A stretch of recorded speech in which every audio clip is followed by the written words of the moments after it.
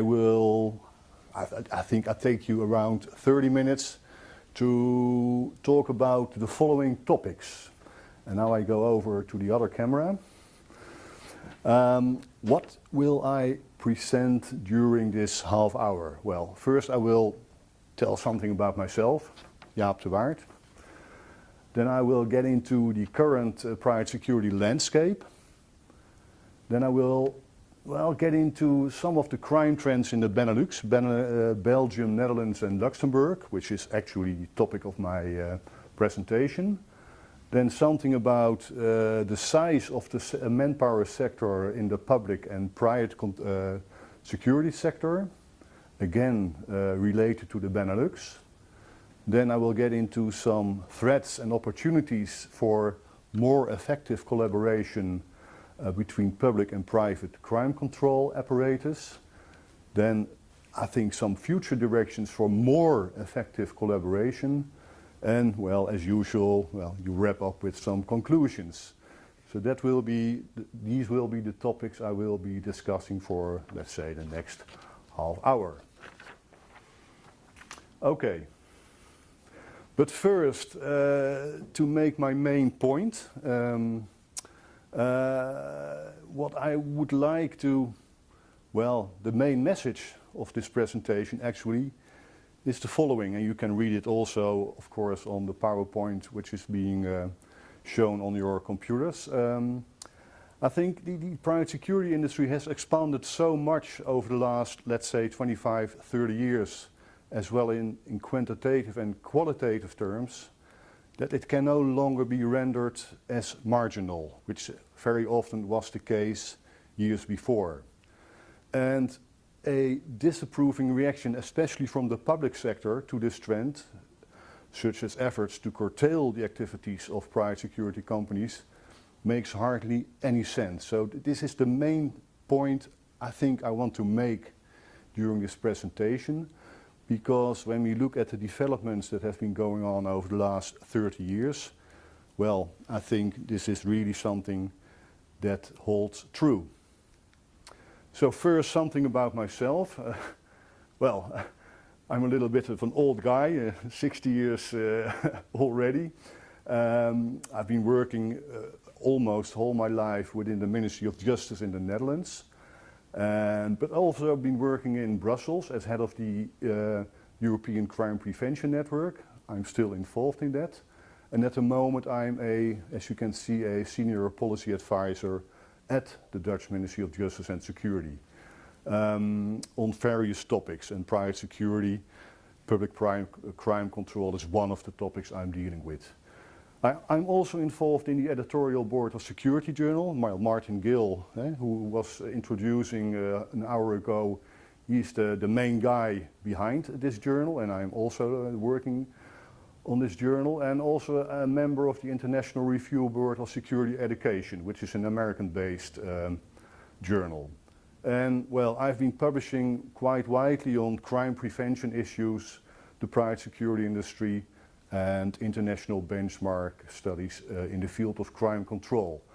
People who are interested in a number of topics can always get into contact with me. I guess you will all receive the PowerPoint which I'm presenting at the moment, and there you can find my email address. So if you need additional background information, don't hesitate to contact me via email. Okay, so what's new when talking about private security and public crime control? Well, actually not so much, because as you can see, this is our famous Rembrandt masterpiece, The Night Watch, which is at the museum in Amsterdam, and already from 1642. And I think this is a very excellent example of a very early private organization protecting citizens and companies' security. It's old school, so almost 400 years ago, or more than 400 years ago, we had these kinds of organizations already active in Amsterdam. And they were paid for by the people of Amsterdam, actually. And Captain Frans Benning-Kok, who's in the middle, was tasked with guaranteeing the security of the city at that time. So what's new? Well, not too much, because this is a prime example how at least the Dutch already had these private security companies running in the Middle Ages. So what do we see when we look at the current private security industry landscape at this very moment? Well, knowers in the field, you may know this is a very highly fragmented industry, still is, with tens of thousands of small and medium-sized suppliers worldwide. The COES, well, they have all these kind of data available, and when you look at the figures from COES, you can actually see that this is the case not only in Europe but also in North America and other parts of the world. But with the arrival in the market of multinational brands such as Group 4 Securicor and Securitas, we are now witnessing what we call a McDonaldization of security commodities. So they have the same kind of way of working as McDonald's or IKEA, and they are very keen and able to expand rapidly around the world. G4S, for example, has 600,000 employees worldwide, so that's a real big player. So it signals that global introduction of recognizable logos and uniforms along with standardized service, that's also a prime example of these bigger companies. Everybody knows about G4S. Their mark is almost as famous as McDonald's mark. So there is today hardly any police or criminal justice function that really cannot be performed by the private security sector.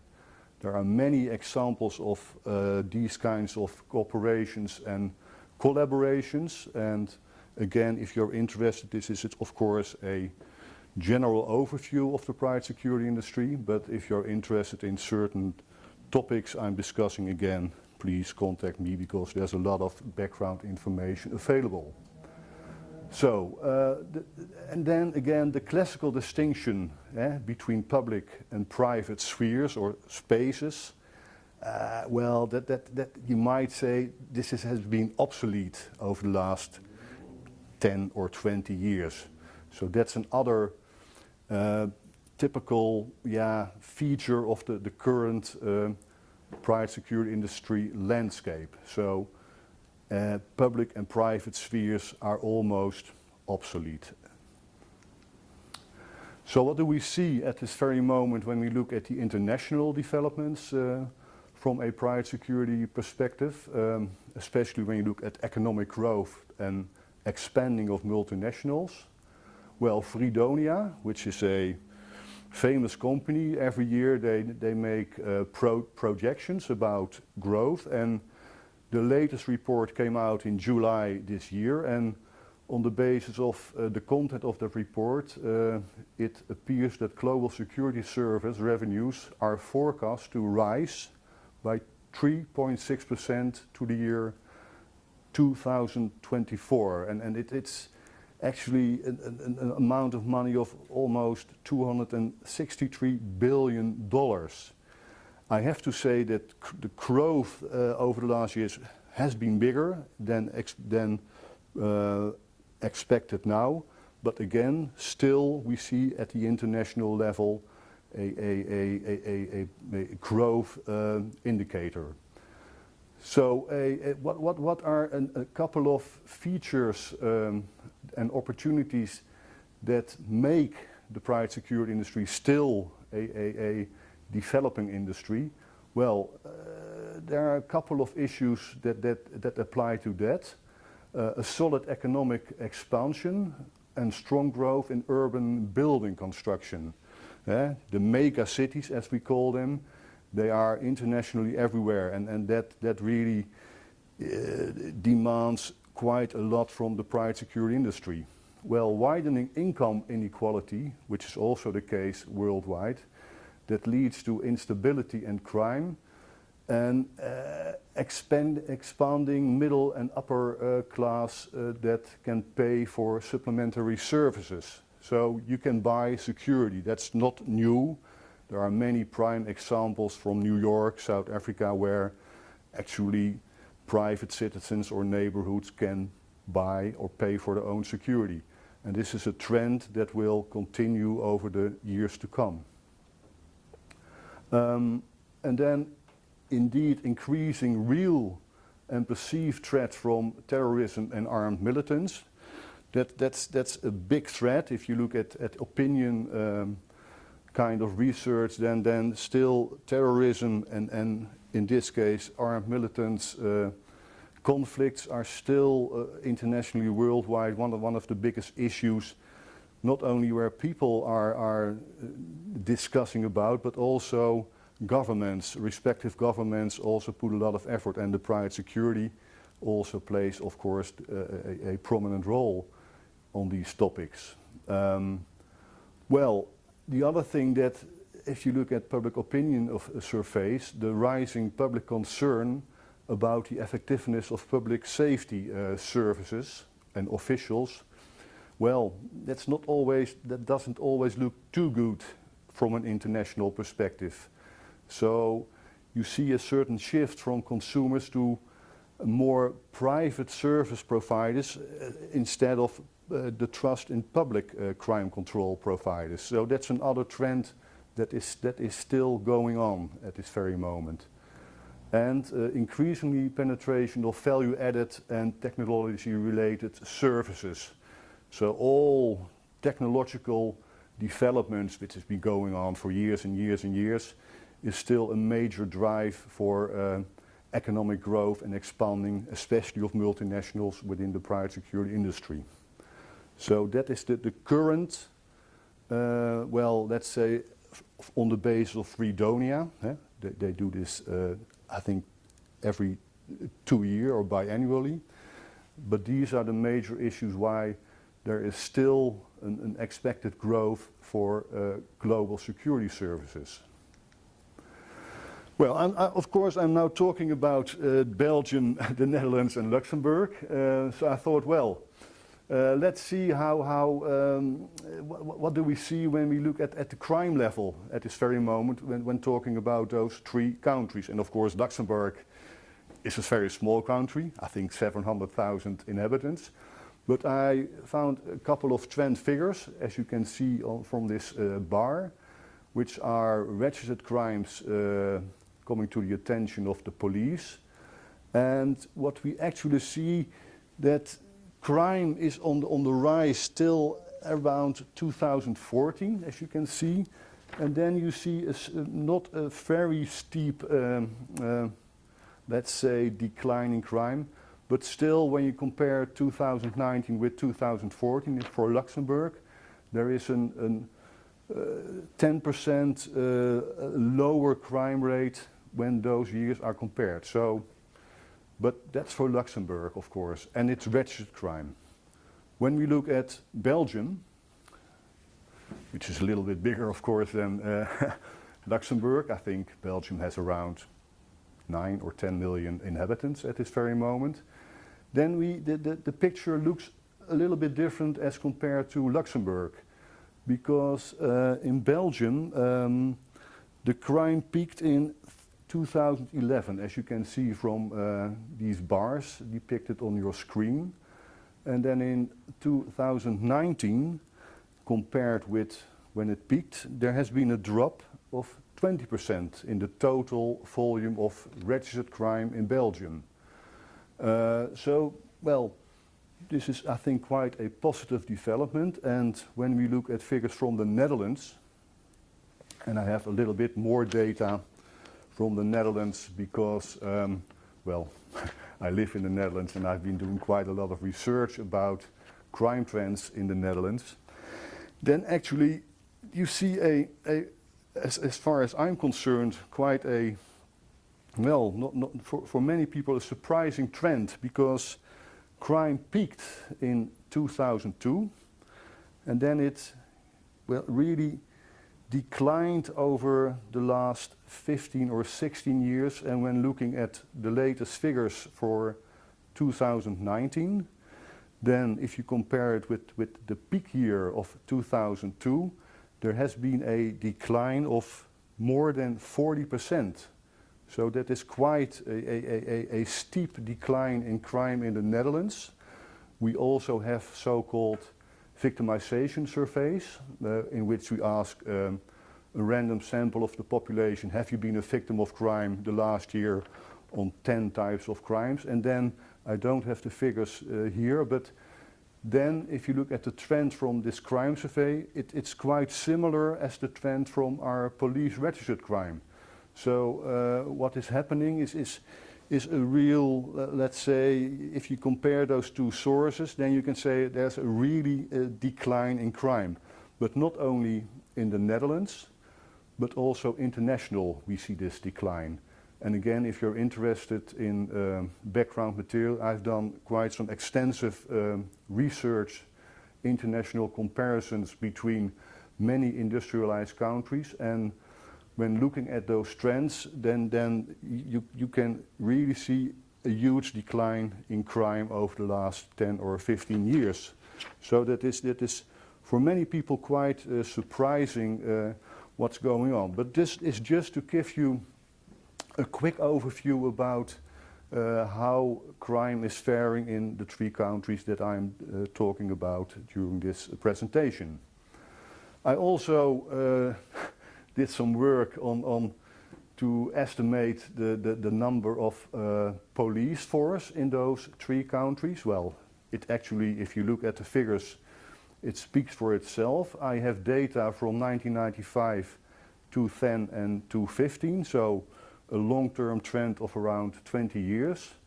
And then you can see when looking at the number of police, there is a steady growth in those 3 countries over the last 20 years.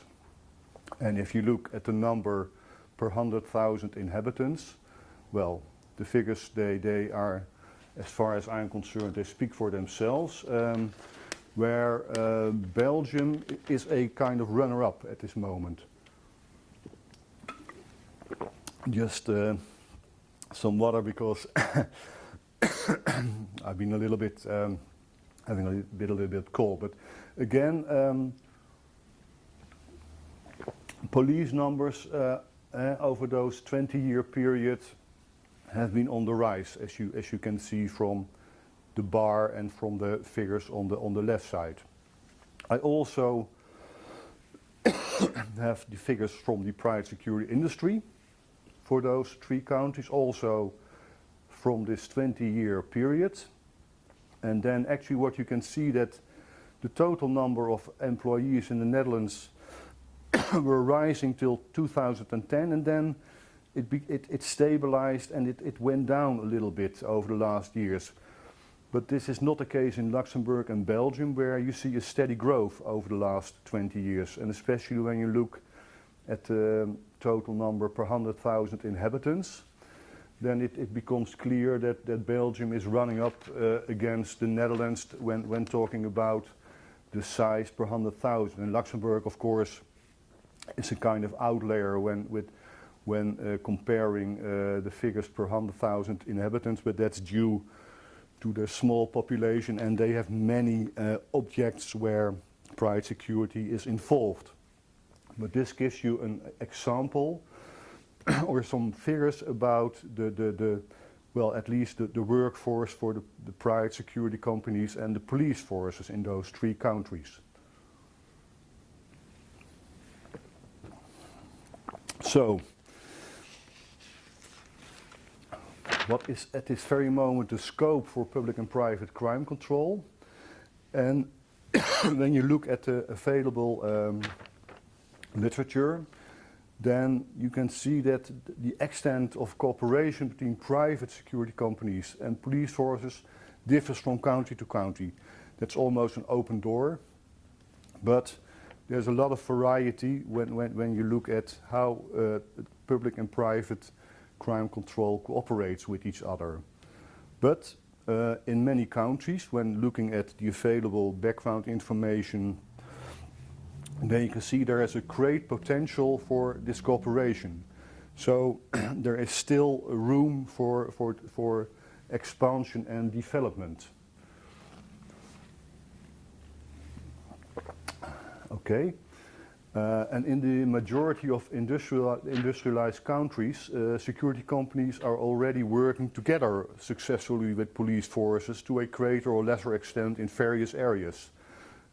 I think that's an important thing, because not very often you see good systematic overviews on those various countries and the many already existing corporations. So I think this is quite important to also for the research world to get more insight into a good overview what is happening in those various countries.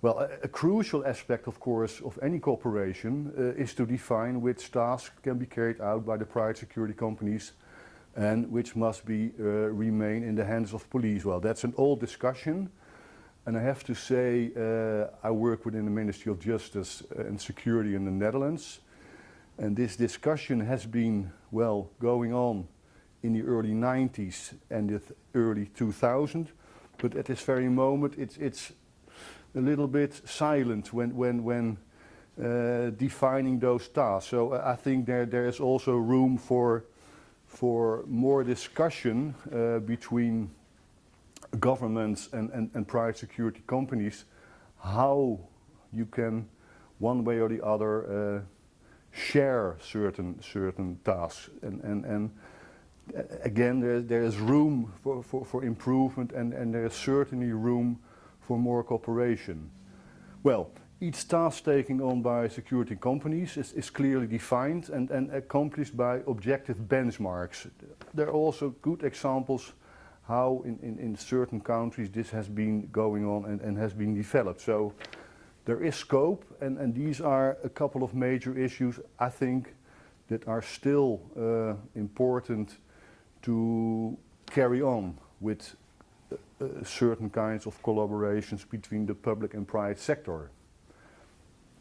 Well, when you look at the available research or background or official documents, then you see a steady development in transferring certain tasks that were done by the justice and police sectors over to the private companies. Well, I made a list. I think there's around 8 points that you can clearly see that over the last 15 or 20 years the private sector took over these tasks. For example, transportation of detainees from point of arrest in the UK, that has been going on for many years. The first point of contact within the police stations.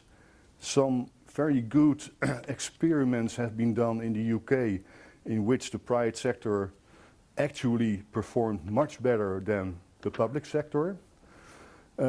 Take care of administrative work and keep the police in the street. So very often it is said police, they don't have enough manpower to patrol the streets or whatever. But when you look at the available background information we have, then this is really something that can make work by adding more police on the street. Well, 8 in road traffic collisions, installing electronic monitoring equipment, which has been going on in France and the UK also. Monitoring offenders, G4S has been doing that for 10 years. Collaborative efforts of very emergency response services. Denmark is a good example on that. And deepen the engagement with the private sector when it comes to countering various security threats, including financial crimes, energy shortages, and in this case pandemics. So there are a couple of new issues, or well, new, not really new, but from a technological point of view, new opportunities that might be able to perform much more collaboration between the private and the public sector. Well, outsourcing of policing detection work to novel risk management actors, such as CCTV, which has been going on for many years, drones and automatic license plate recognition systems. There also you see that the private sector has been doing quite a lot of work over the last years. I think I need to a little bit to speed up because time is running fast. And when you look at the threats and the opportunities that comes from public and private control collaboration, then there are a number of issues that you might define as a threat. I won't get into all of them, but inequality is one of them. Commercial push of services, as you can see. Protection of rights of accused. Counterproductive competition, that happens in practice. Infringements of privacy, which is another one. And monopolism, the big players, they become too powerful in the market. They have too much say in the European arena. That's also one of the threats when you look at the expanding or existing public and private crime control collaboration at the moment. But of course, there are also opportunities when talking about public and private crime control collaboration. And well, the capacity of the security services as a whole will increase. So this increase can actually mean even a bigger reduction in crime than we have seen over the last 20 years in many industrialized countries. Exchanging knowledge, best practices. Everybody is talking about best practices, but really this is really, I think, an important one to fly the flag for public and private crime control. You need to show, you need to have good examples what works and what does not work. And yeah, you can improve the public sector, because many of those private, especially the bigger companies, they have firm regulations, they have their own system of quality, and I think the public sector can learn a lot, especially from the bigger companies when doing their job. Well, and then talking about an even distribution of crime. Crime is not evenly distributed geographically, so there's also lots of opportunities to focus more on those high crime areas, those hotspots, those hot places, as we call them from a criminological point of view. So that's another opportunity for the sector. And then, to my watch, cooperation between public and private parties in controlling types of crime that require a great deal of expertise, like financial crime, that's a typical issue, or all kinds of types of fraud, which really needs a lot of expertise to control it or to prevent it. And that's also, I think, still a niche in the market for opportunities for more and more effective public and private crime control. So, when we look at a number of future directions for more collaboration, also at the Benelux level, I think I have a couple of points that well, are important. The first one maybe is not really possible, but if you look at the significant difference between the salary earned by a police officer and a private security officer, sometimes that's factor 3 to 4, I think it really needs to be narrowing down, especially also from a point of view of status and well, having the same kind of level of cooperation, and then salary is of course important.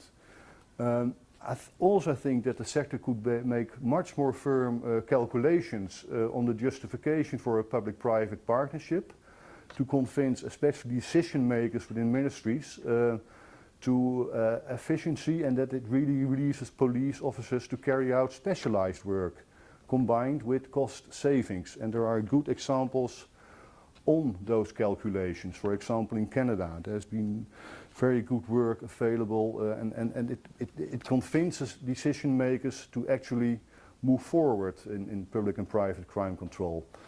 Well, convincing and showcasing good practices, I already mentioned that one. I think the sector is not very good at that.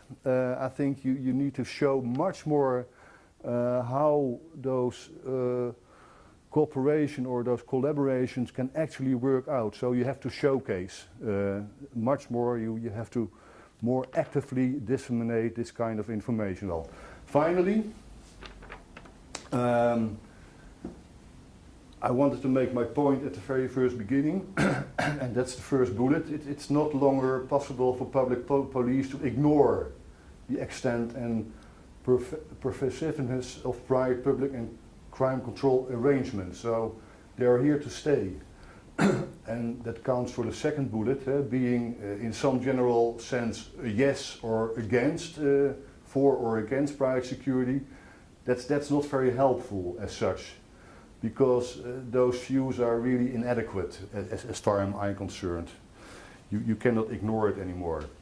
And of course, then the other point, the interests of private parties will rarely, if ever, be fully aligned with public interest. That's another point, of course. And I think the public police still have a key role to play in influencing future arrangements on those collaboration models. They could be much more actively try to convince again policymakers and decision makers that it's really in the public interest to cooperate on a much larger level. And then, of course, the final one, the public sector must deal with the opportunities and challenges and threats provided by the private security companies. And of course with the utmost objectivity, because very often it's ideology, and you have to be very pragmatic about what can work and what does not work. So these are my conclusions when talking about collaboration between public and private crime control parties. It's already, time flies. Thanks for your attention, and again, as I explained early on, if you have questions, my email address is on the presentation. You can always ask. I do not always have the answer, but I'm convinced that there's much more good background information, research and international comparisons that are not used too often. So there's also room for improvement to use what's available on the knowledge field between cooperation between public and private sector when it relates to crime control. So that's my offer, and make use of it. Thanks for your attention, and well, maybe there are a couple of questions, but I will hear them. I'm afraid there's no time for questions, Jaap, but thank you so much. Okay. It was really interesting, and I hope that the people will forgive you that you just used up their break. Because we will start with the first ever Benelux USPAs in less than a minute. Right. But thank you so much for being here. It was great to see you. Okay. Thank you. Thanks.